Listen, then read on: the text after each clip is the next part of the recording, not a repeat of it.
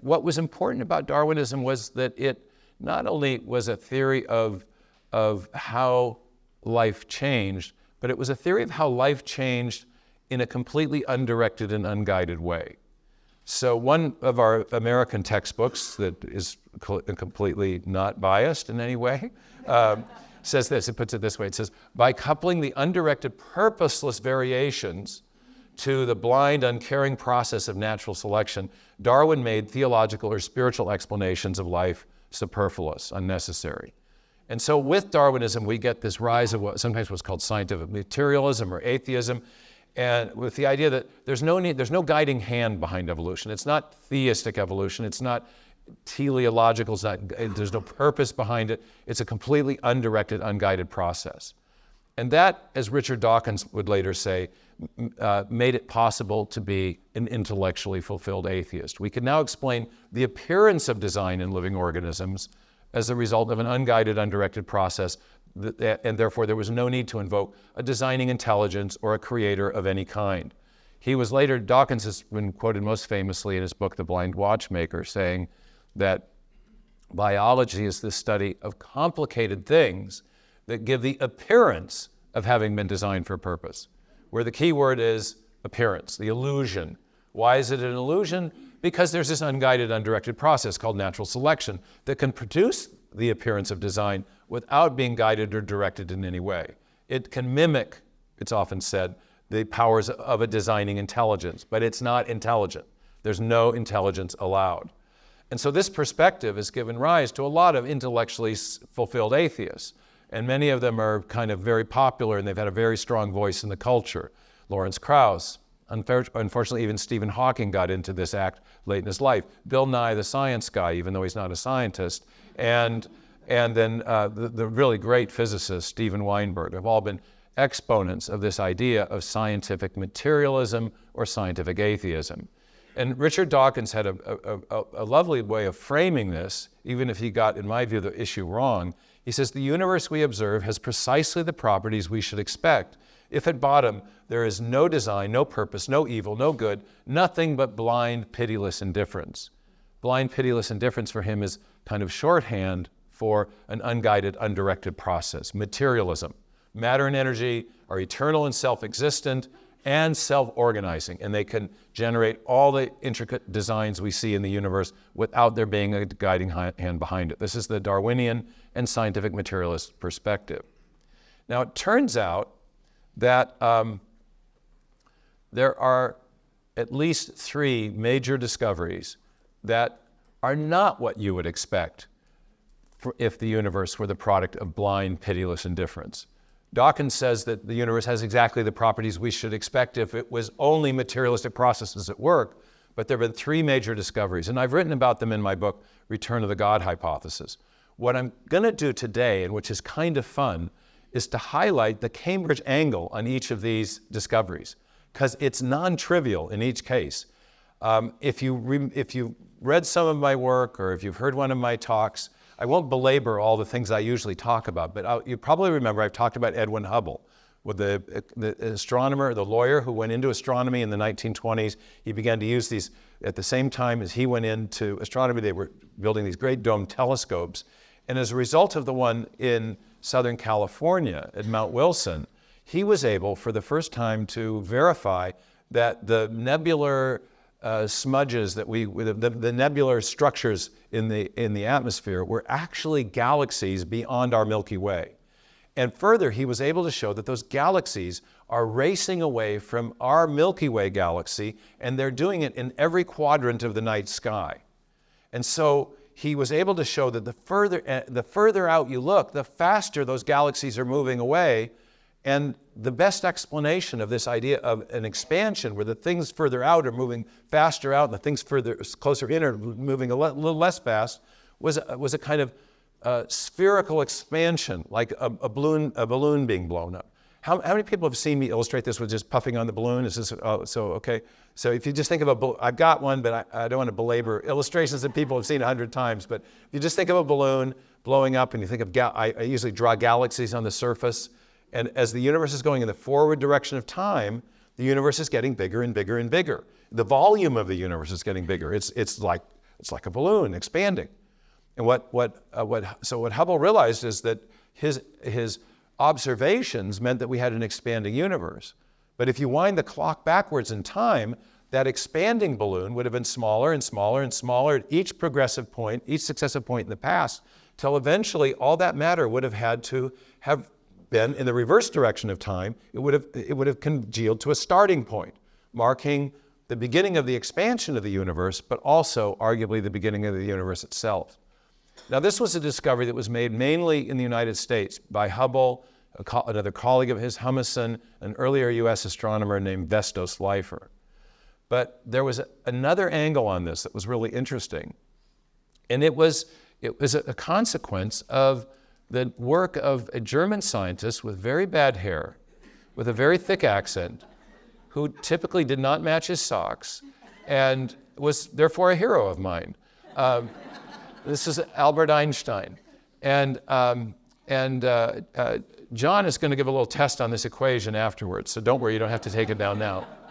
But he had this new theory of gravity, and it was slightly different than Newton's, and it was the idea that gravitational force is caused as massive bodies curve the fabric of space-time.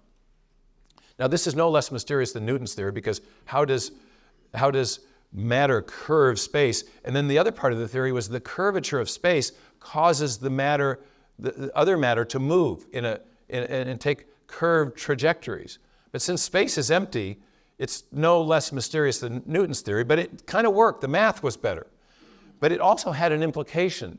You could think of it as like putting a bowling ball in a trampoline, how it will create a divot, right? It curves, it creates a contour in the trampoline. Well, that was the idea, that the massive bodies would create a kind of contour in space. And but if that was true, Einstein realized that if his idea about gravity was true and it was the only force operating in the universe, then eventually all the balls would come to the center, okay? And all the matter would congeal. And there would be no empty space in the universe. We'd just be in one giant black hole. But we don't live in that kind of universe. We live in a universe where there's empty space. And so he thought there must be some other kind of force at work that's doing some pushings, an outward pushing force that counteracts the theory of gravity. And he called that idea the cosmological constant. And then he made one other move that was completely arbitrary. He assigned a precise value to that outward pushing force that was equal and opposite to the inward pulling force. So he could depict the universe as being completely static, not expanding outward from a beginning and not collapsing backwards either.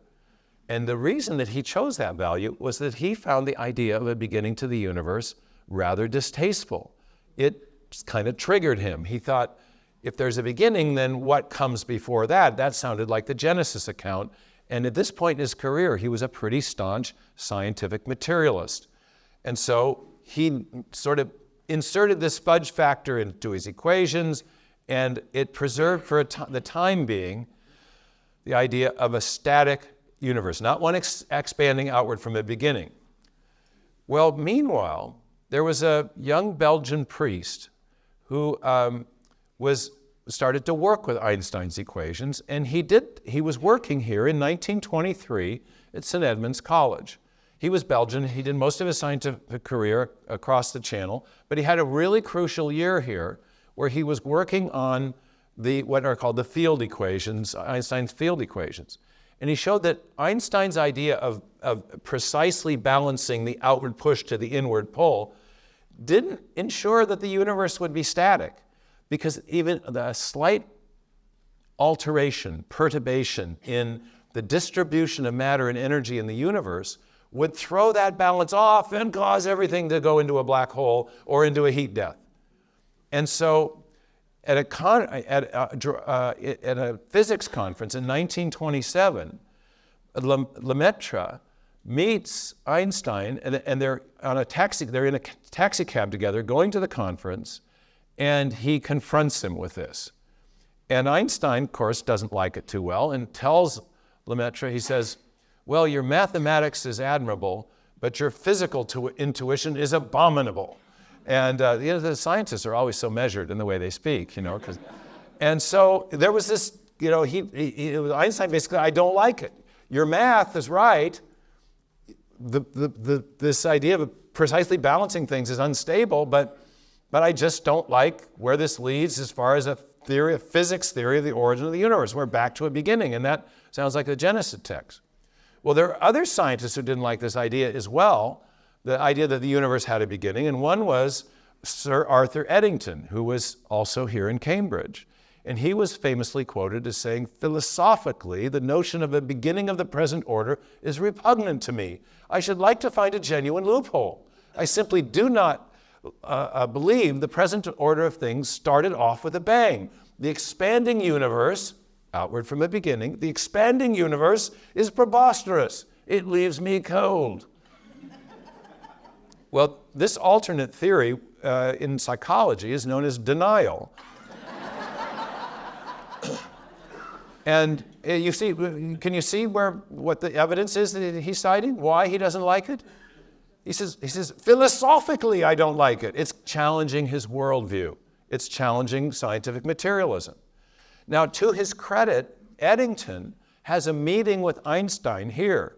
And he doesn't like the idea, but he tells Einstein, hey, look, we got to get with the program, and you got to get with the program, because out in California, at the Mount Wilson Observatory, they're seeing the evidence of this expansion. And so Eddington, despite his own personal reservations and distaste for what later became known as the Big Bang Theory, tells Einstein he needs to go meet Hubble. And so Einstein does subsequently go out to Pasadena, to the Mount Wilson Observatory, 1931, fascinating newsreel footage we have of this encounter, moving pictures. And Einstein goes into the telescope, he takes a peek, and then 2 weeks later, this is Hubble in the background with a pipe, and 2 weeks later, he does an interview with the New York Times and admits that the universe is not static, and then he says the three hardest words to say in the English language, I was wrong. Okay. And he later, to his credit, he said that his fine-tuning of the cosmological constant to obscure the evidence for the beginning of the universe was the greatest blunder. In my book, I said it was the greatest blunder of his career. I misquoted him. It was stronger. He said it was the greatest blunder of my life. Okay, he let his philosophical predilections distort his evaluation of the evidence. Now, this whole issue of the beginning resurfaced again, and it did so here in Cambridge. In the 1960s, Stephen Hawking, while doing a PhD, began to think about Einstein's theory. He was doing black hole physics. And he began to think more about this idea of general relativity and how massive bodies curve space. And he was thinking, well, in the forward direction, and by this time he was also aware of what the observational astronomers were discovering about the universe expanding outward in the forward direction of time. And he realized if that was true, then the mass of the universe would be getting more and more and more diffuse. And if the mass of the universe is more diffuse, then since concentrated matter curves space, then the curvature of the universe should be getting less and less pronounced. But by the same token, he realized if you back extrapolate and go in the reverse direction of time, the matter would be getting more and more and more densely concentrated as you go further and further and further back in time. But if the matter is getting more densely concentrated, then the space would be getting more tightly curved, and then more tightly curved, and then more tightly curved, and finally you would reach a limiting case where you couldn't go back any further because the curvature, the matter would go to an infinite density and the curvature would become infinitely tight. Well, an infinitely tight curvature corresponds to zero spatial volume. And question, how much stuff can you put in no space? No thing fits in no space, okay? And so this is a profoundly anti-materialistic consequence of modern physics. In fact, the picture of the universe that's painted by this idea, Hawking eventually proves this, and is part of his 1966 PhD dissertation. But a consequence is that the universe is then portrayed in terms that are very similar to what the medieval theologians described as creatio ex nihilo, creation out of nothing physical, because there's no space to put anything. And if you've seen the little film, A Theory of Everything, about Hawking's life, they depict his PhD dissertation. And he's standing at a wooden table across from Roger Penrose and Dennis Sciama and these very prominent, established Cambridge and Oxford physicists. And they're picking this poor thesis apart in chapter 1, and he's got an error in a derivation. In chapter 2, he's got spelling errors. In chapter 4, he's got... But then they say, but Stephen, this third chapter, this is a black hole at the beginning of time, a space-time singularity. This is genius. And then they shove the book across the table and say, congratulations, Dr. Hawking. And they use the title, he's passed. It's a really dramatic thing. In any case, this kind of really focuses people's attention on the consequences of this idea of the Big Bang. That is, we're not talking about a primeval atom that's been sitting around forever waiting to explode. We're talking about the origin of matter, space, time, and energy itself.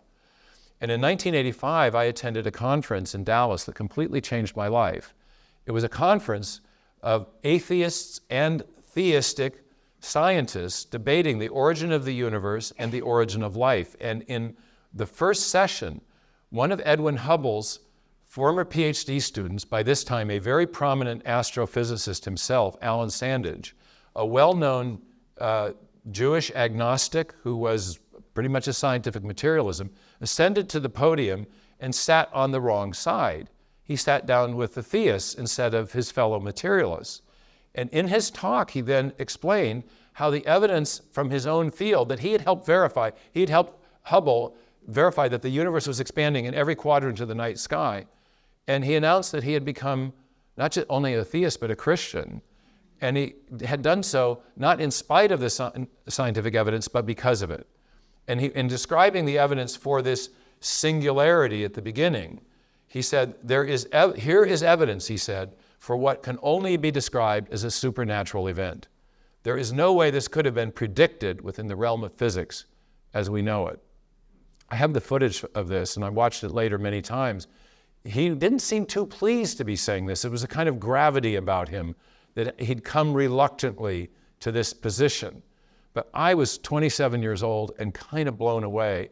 And there was a similar talk about the origin of life, and between these two things, this ended up sparking in me a desire to study this more deeply, and it's the very thing that led me to this place a year later.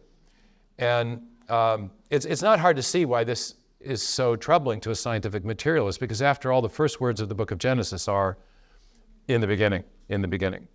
So, whereas Dawkins has said the universe has precisely the properties we should expect. If there's no design, no purpose, nothing but blind, pitiless indifference, in cosmology, it didn't turn out that way, hasn't turned out that way. The universe we see is not what we'd expect if we had an eternal self-existent, if matter and energy were eternal, self-existent, self-creating. There was a beginning. They weren't around forever. And this whole idea of a beginning suggests the need for an external cause beyond the material universe. When I was on the Piers Morgan interview, the way I explained it, tried to get it across to a popular audience, was to say, before the origin of matter, there was no matter to do the causing. There had to be something outside of the material universe.